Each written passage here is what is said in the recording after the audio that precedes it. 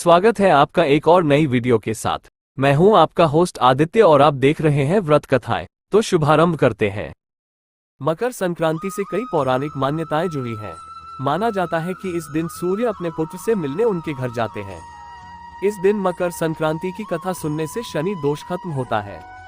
मकर संक्रांति के दिन सूर्य उत्तरायण होता है, यानी इस दिन सूर्य उत्तर दिशा की ओर बढ़ता है। ज्योतिष शास्त्र के अनुसार इस दिन सूर्य मकर राशि में प्रवेश करता है। मकर संक्रांति के दिन से ही मौसम में बदलाव की शुरुआत होती है। पौराणिक मान्यताओं के अनुसार मकर संक्रांति के दिन सूर्य अपने पुत्र शनिदेव के घर जाते हैं। कहा जाता है कि इस दिन सूर्य की काले तिल के साथ उपासना करने से व्यक्ति को बहुत लाभ मिलता है। इसके अलावा मकर संक्रांति के मौके पर सूर्यदेव और शनि की कथा पढ़ी जाए तो शनिदोष से काफी हद तक राहत मिलती है। इस दिन जप तप व दान करने का विशेष महत्व है। इस दिन किए गए दान का दोगुना फल मिलता है। ज्योतिष शास्त्र के अनुसार मकर संक्रांति के दिन सूर्य शनि देव के घर आते हैं।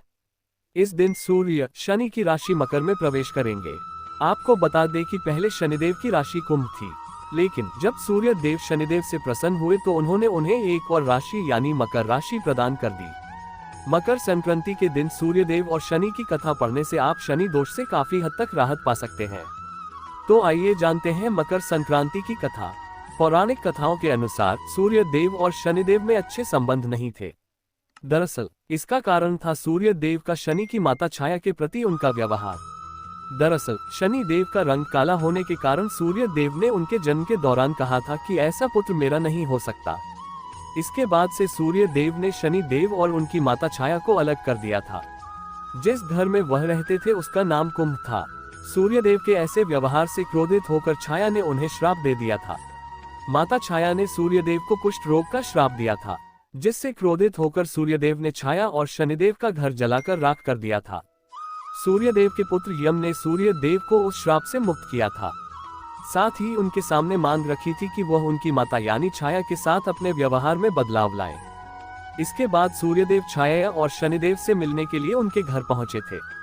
जब सूर्यदेव वहां पहुंचे तो उन्होंने देखा कि वहां कुछ भी नहीं था, सब कुछ जलकर बर्बाद हो गया था। इसके बाद शनिदेव ने काले तिल से अपने पिता का स्वागत किया था। शनिदेव के ऐसे व्यवहार से प्रसन्न होकर सूर्यदेव ने उस दिन उन्हें नया घर दिया, जिसका नाम था मकर। इसके बाद से ही शनिदेव दो राशियों कुंभ और मकर के स्वामी हो गए।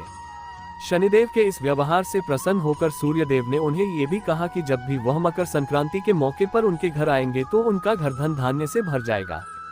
उनके पास किसी भी वस्तु की कमी नहीं रहेगी।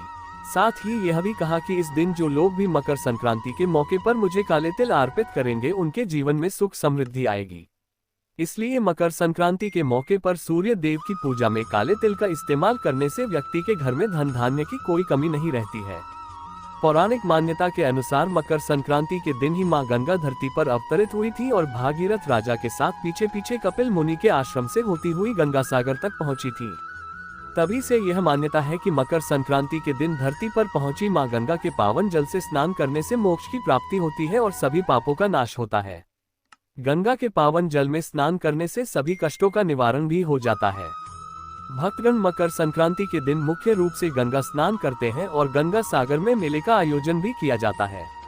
श्री कृष्ण ने इस दिन की महिमा बताते हुए गीता में कहा है कि उत्तरायण के 6 मास के शुभ काल में जब सूर्य देव उत्तरायण होते हैं और पृथ्वी प्रकाश में रहती है तो इस प्रकाश में शरीर का परित्याग करने से व्यक्ति का पुनर्जन्म नहीं होता है। कहा जाता है कि इस दिन प्राण त्यागने वाले लोगों को सीधे स्वर्ग की प्राप्ति होती है। कहा जाता है कि भीष्म पितामह ने इसी दिन अपने प्राण त्यागे थे जिससे उन्हें मुक्ति मिल सके। भीष्म पितामह को इच्छा मृत्यु का वरदान प्राप्त था और जब महाभारत के युद्ध के दौरान वो घायल हो गए तब उन्होंने शरीर तब तक नहीं त्यागा था जब तक कि सूर्य उत्तरायण नहीं हो गया। मकर संक्रांति के दिन स्नान और दान जैसे पुण्य कार्यों का विशेष महत्व माना जाता है। कहा जाता है कि इस दिन कुछ विशेष चीजों का किया गया दान अक्षय फलदायी होता है। इस दिन शनि देव के लिए प्रकाश का दान करना भी बहुत शुभ होता है, इसलिए लोग शनि देव के सम्मुख दीप प्रज्वलित करते हैं। इस दिन विशेष तौर पर तिल, खिचड़ी, घी, कंबल, गुड़ और वस्त्रों का दान अत्यंत फलदायी माना जाता है। ऐसी ही अन्य जानकारी के लिए कृपया आप हमारे YouTube चैनल से जुड़िए।